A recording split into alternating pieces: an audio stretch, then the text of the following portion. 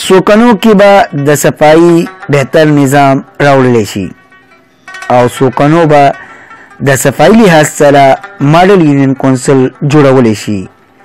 دا خبرې د WSSP چیرمن خورشید خان په سوکنو کې یوه غونډې ته په خپله وینا کې وکړې. دا غونډه په جمروز آباد سوکنو کې د اجاز خان په حجره کې منعقد کړې شوې وه. په دې غونډه کې د سوکنو سماجي او سیاسي شخصیاتو ګډون وکړو. د WSSP چیرمن زیاته کړه چې ډېر ژر به په سوکنو کې د صفایي، آبنوشي او د نکاسي آب سکیمونه به شروع کړي کیږي. اپریشن چې دی جی آخري مرحلو کې دی او هغه غټ تاسو ته مخامخ کاری لګیا دی. زمونږ د جانباز فورس دته وایم، زه دته خپل سینیټیشن سټاف نه یم، دته زه جانباز فورس وایم، ځکه چې دی کم نالې کې ګندګي، کم وایرس، کم معامله بیکټیریا، کم حالاتو سره دی مقابله کوي. نو دی دا اټینشن نن راغلی دی او مونږ اکوپمنټس واغستل. تاسو اخبارونو کې په سوشل میډیا په ذریعہ باندې تاسو کتلی وي، خو سرکاري یو ترتیب وي، یو ریکوایرمنٹ وي، هغه نه تیریدل وي. نو هغه اوس هر څه آخري مرحلو کې دي. مونږ مشکور یو، مونږ ته 2 ارب روپۍ بجټ راکو او هغه پیسې زمونږ اکاؤنٹ ته هم راغلې WSSP. نو مونږ ته اوس هیڅ کمی نشته، بس صرف مونږ کار شروع کول دي، خو لږ ډېر چې څه دي هغه پروسس کې دي او انشاءالله زر ته زره به کار سټارټ شي.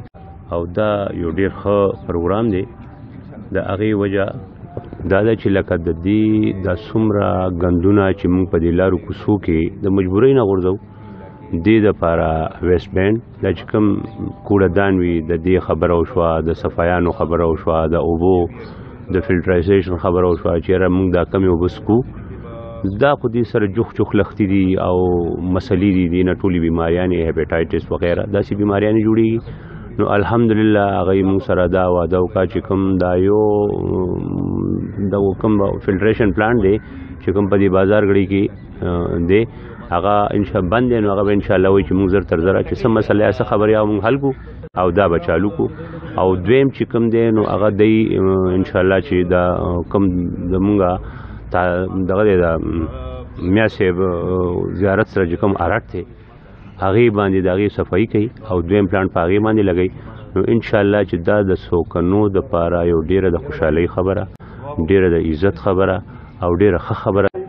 دا ویمه چې د چمکني دپاره دا یو اهم شی و چې نن د لانچ کو، خو د WSSP زمونږ د دې چمکني دپاره خاص کر د علاقې چې کومې دي دا زمونږ لږې صفایي لحاظ سره ډېر رستو دي. هغې وجه دا وه چې مونږ سره داسې سهولیات نو او تر اوسه پورې زمونږ د علاقې په خپله اپنی مددات به زمونږ د خلکو کار کولو. زه د دوی په توسط سره چې یاره نن دی راغل او زمونږ د کلي ته یو داسې پروګرام ورکو، نو زه دا وایم چې انشاءالله زمونږ به دا کلی انشاءالله په صفایي لحاظ سره زمونږ په مدد سره دا به یو زبردست کلی وي چې هغه به په ټول یونین کونسلو کې یو مثالي یونین کونسل وي. که ډېر اوږد سفر مي نو ټول نه امپورټنټ سړی هغه چې لومړی قدم اخیستي. نو زما موټیویشن خو دا تنظیم چمکني دی، د دې بانی د صدر دا ټول او زه به بیا هم دا دوباره به مې چې یاره په کار چې ټول کړی دي سره اوږه په اوږه شي او د کلي تقدیر بدل کړي. دې غونډه کې د WSSP اهلکارانو او د سوکنو معروف شخصیاتو هم د خپلو خیالاتو اظهار وکړو. نعمت سبحان، چمکني TV، چمکني.